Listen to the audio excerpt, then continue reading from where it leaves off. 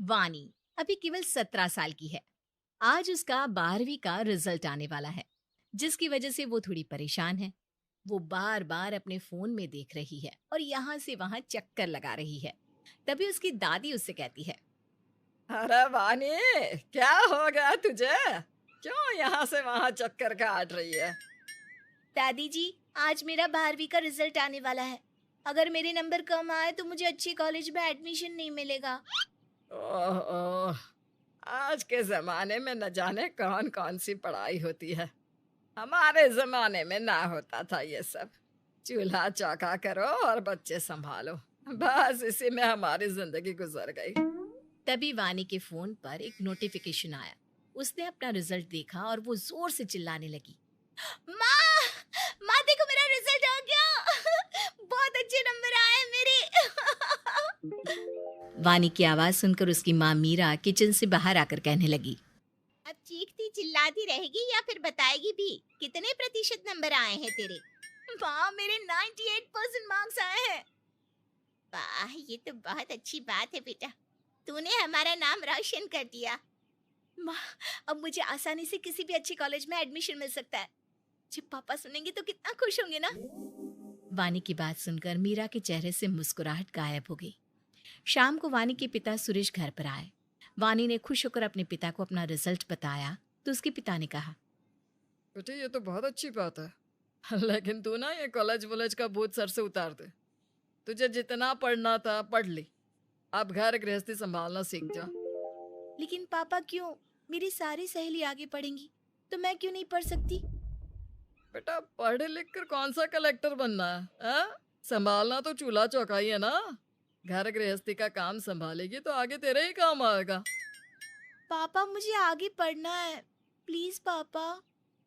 बेटा, घर का काम करना सीख, खाना बनाना सीख, और हाँ, साड़ी पहनना सीख। तुम्हारे पास बस 1 साल का समय है। 1 साल के अंदर घर के सारे काम करना सीख ले। उसके बाद हम तुम्हारी शादी करवा देंगे। ये बोलकर सुरेश वहां से चला गया। वानी के ऊपर तो मानो बिजली से गिर गई। वानी पढ़ाई में तो अच्छी थी, लेकिन उसके पिता उसे आगे पढ़ाना नहीं चाहते हैं। ये बात वानी के हृदय को अंदर तक चीर गई। इतने अच्छे नंबर लाने के बाद भी वानी उदास थी और रात होते ही वो अपनी माँ के पास गई। माँ, आपने सुना पापा ने क्या बोला? हाँ, पापा को समझाओ ना, ऐसा क्यों बोल रहे? इतनी जल्दी शादी नहीं करनी मुझे। बेटा, लड़कियों का नसीब ही ऐसा होता है। हमें सर झुकाकर सारे फैसले मानने ही पड़ते हैं। पहले पिता की सुनो, फिर भाई की, फिर पति की और आखिर में बेटे की। हमारी अपनी कोई मर्जी नहीं होती बेटा। लेकिन क्यों माँ? क्यों हम अपनी मर्जी से कुछ नहीं कर सकते? बेटा, इस क्यों का जवाब तो मेरे पास नहीं है। अब तू अपने कमरे में जाकर सो जा। अगर तेरे पिता उठ गए तो हम दोनों को डांट पड़ जाएगी। मीरा और वानी सोने के लिए चले गए। अगली सुबह सुरेश तैयार होकर काम पर जाने लगा। तभी उसने अपनी पत्नी से कहा। मीरा, वानी सो रही है क्या अभी तक? हाँ जी, वो सो रही है। टाइम देखा है तुमने? अभी भी सो रही है। अब इसको थोड़ा घर संभालना भी सिखाओ। कल से मेरे उठने से पहले वानी उठ जानी चाहिए।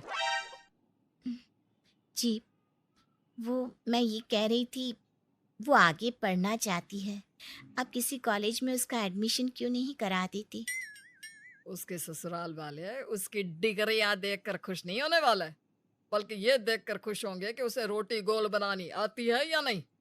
इसलिए तुम उसे खाना बनाना सिखाओ। मैं वानी का बाप हूँ, तुमसे बेहतर समझता हूँ कि उसके लिए क्या सही है और क्या गलत। ये बोलकर सुरेश चला गया। अब मीरा वानी को उठाने गई, लेकिन वानी तो पहले से ही उठी हुई थी। अरे वानी बेटा, तुम तो पहले से ही उठी हुई हो, बाहर क्यों नहीं आई फिर? मैं सोई कहाँ थी जो उठ जाती? क्या? तुम पूरी रात सोई नहीं बेटा? हाँ माँ, और मैंने पापा की सारी बातें भी सुन ली।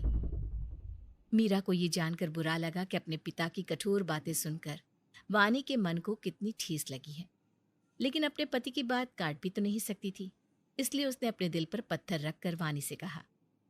अब चल बेटा, मेरे साथ किचन में काम कर, नहीं तो शाम को तेरे पापा आकर फिर कुछ न कुछ सुनाएंगे। वानी अपनी माँ को हैरानी से देखने लगी और फिर उसके पीछे पीछे किचन में चल दी। आज से पहले वानी किचन में कभी नहीं गई थी, तो उसे पता भी नहीं था कि किचन में कौन सा सामान कहाँ रखा जाता है। तभी उसकी माँ ने उससे कहा, वानी देख, सब्जी ना ऐसे बनाती हैं। अच्छा वो गरम मसाले की शीशी तो पकड़ाना। वानी ध्यान से अलमारी की तरफ देखने लगी।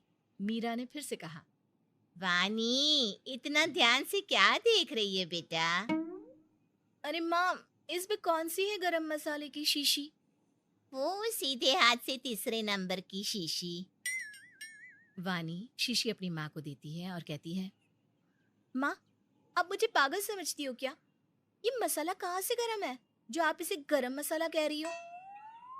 वानी की बात सुनकर मीरा हंसने लगी। अब मीरा रोज वानी को किचन में कुछ न कुछ बनाना सिखाती। एक दिन मीरा ने वानी से कहा, वानी देखो, मैं तुम्हारे लिए कितनी अच्छी साड़ी लेकर आई हूँ। आओ, मैं तुम्हें साड़ी बांधना सिखाती हूँ। लेकिन माँ, लेकिन वेकिन कुछ नहीं, चलो आओ जल्दी से बेटा।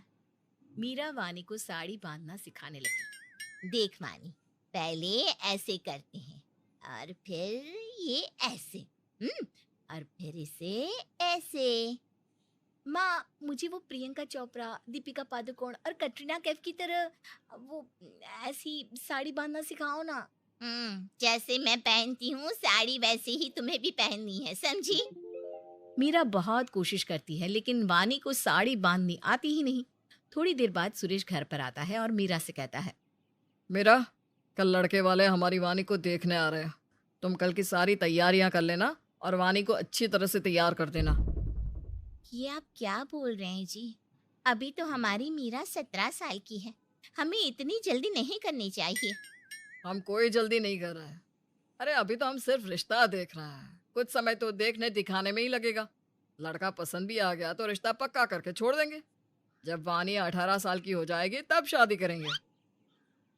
वानी ने जब ये सुना तो उसे बहुत बुरा लगा। वो रोते हुए अपने कमरे में चली गई। अगली सुबह वानी की दादी अपनी बहू से कहने लगी, बहू, वानी कहाँ है? अपने कमरे में है, रात से दरवाजा ही नहीं खोल रही, रोए जा रही है। बहू, सुरेश तो अंधा हो गया है। क्या तुझे अपनी बेटी के आंसू नहीं दिखाई दे रहे? मैं क्या कर सकती हूँ माँ जी? ऐसा जरूरी तो नहीं कि जो सदियों से गलत होता आया है वो अभी भी हो। क्या मतलब माँ जी?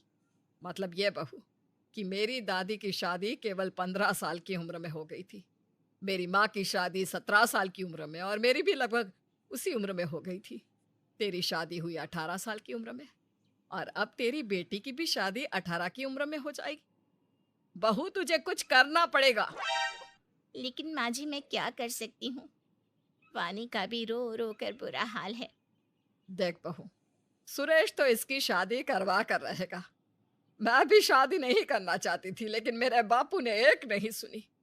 जब मेरी शादी हुई ना, तब ना तो मैं पढ़ी लिखी थी, ना मेरा कोई साथ देने वाला था। लेकिन बहू, अब तुझे ही कुछ करना होगा। मीरा अपनी सास की बात समझ जाती है कि उसे अब आगे क्या करना है। वो वानी के कमरे में जाकर कहती है, वानी बेटा, लड़के वाले आते ही होंगे, तैयार हो जाओ फटाफट। माँ, मेरी उम्र की लड़कियां पढ़ रही हैं, लेकिन पापा और आप मेरे लिए लड़की ढूंढ रहे हो। बेटा, लड़का देखने आया है, शादी थोड़े ही करवा रहे हैं तेरी उससे। माँ, पापा को समझाओ ना, मुझे शादी नहीं करनी, पढ़ना है अभी, प्लीज माँ। वानी, पहले अपने आंसू पोंछ बेटा, और एक बात का ध्यान रख, अब तू नहीं रोएगी। तू पढ़ना चाहती है ना, तो जरूर पढ़ेगी। मैं तेरा एडमिशन बहुत अच्छे कॉलेज में करवाऊंगी, लेकिन जैसा मैं कहती हूँ तू वैसा ही कर। वानी अपनी माँ की बात मानकर तैयार हो जाती है। लड़के वालों का आने का समय हो जाता है। सुरेश लड़के वालों की स्वागत की तैयारी में लगा होता है, लेकिन वानी के मन में यही दुविधा है कि उसकी माँ उसका साथ देगी भी या नहीं। मेरा लड़के वाले किसी भी समय आते होंगे। तुमने खाना बना तो लिया है ना? और हाँ, मैं गुप्ता जी के यहाँ से समोसे और कचौड़ी लाया था, उसे भी प्लेट में रख के दे देना।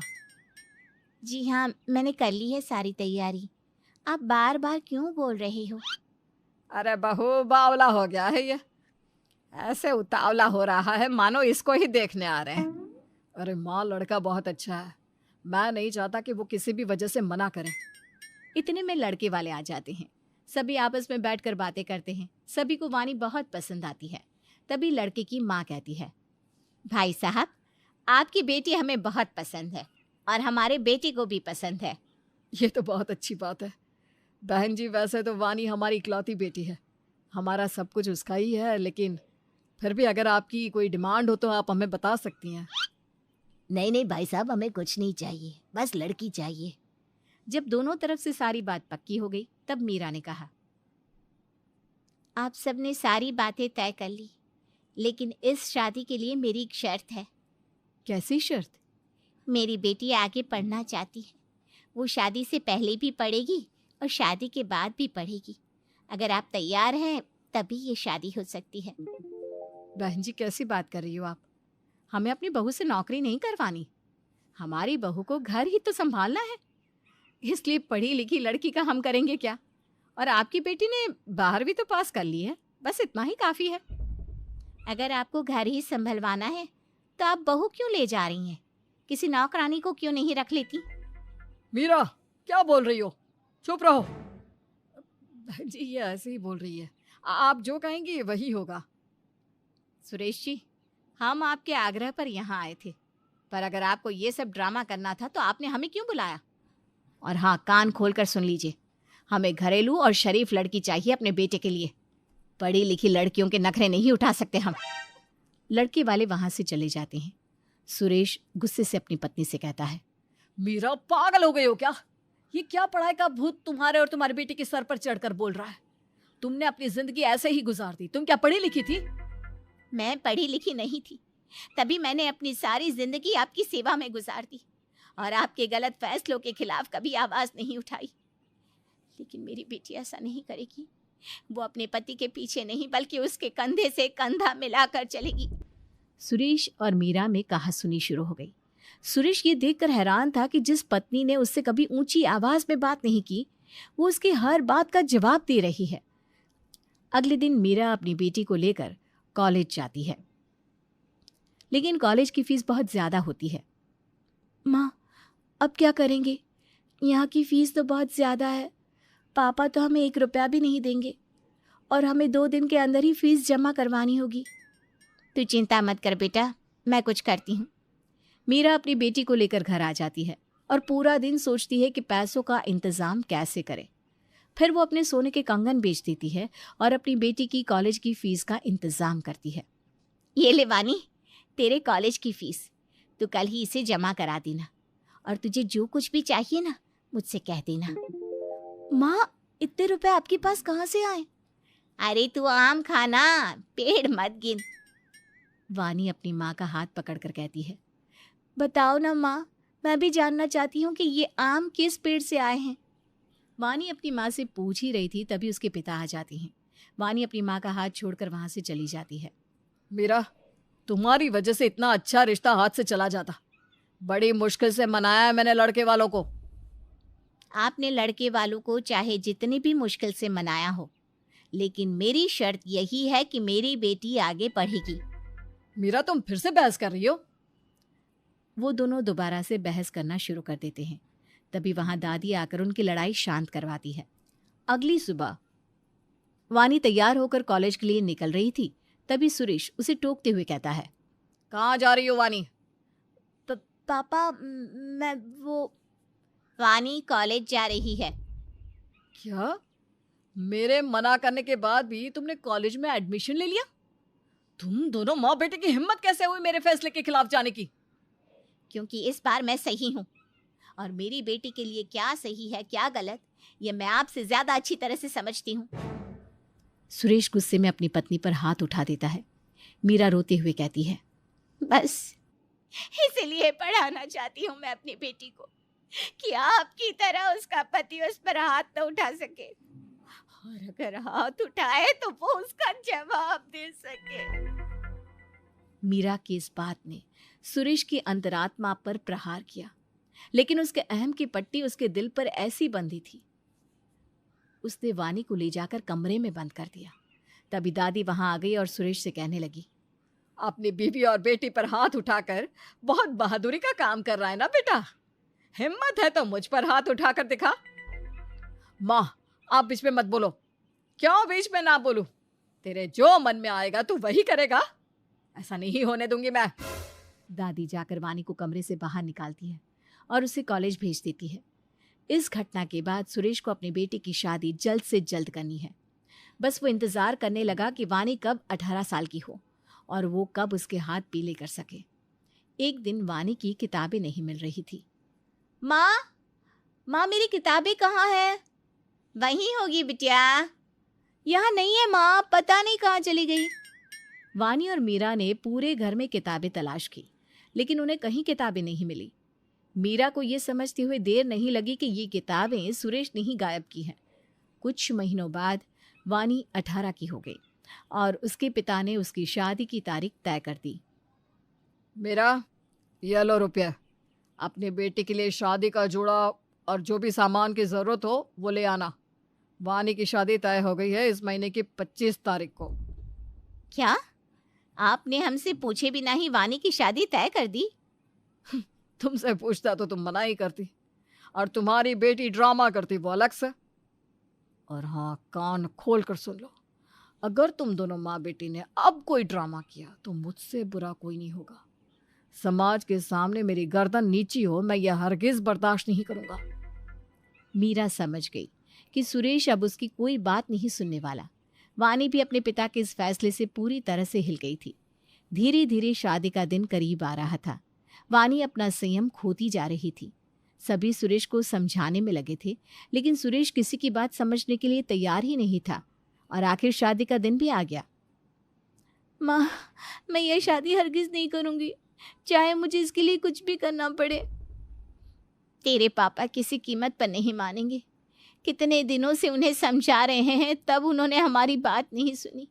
तो अब तो बारात दरवाजे पर खड़ी है, अब क्या सुनेंगे। माँ कुछ करो, कल से मेरे फाइनल एग्जाम शुरू हो रहे हैं और मैं ये शादी करके अपनी जिंदगी बर्बाद नहीं करना चाहती। मीरा एक सूटकेस निकालती है और थोड़ी देर बाद बाहर चली जाती है। जैसे ही मीरा बाहर जाती है वैसे ही पंडित जी कहते हैं, कन्या को बुलाइए, शुभ मुहूर्त बिता जा रहा है। मीरा, वानी को लेकर आओ।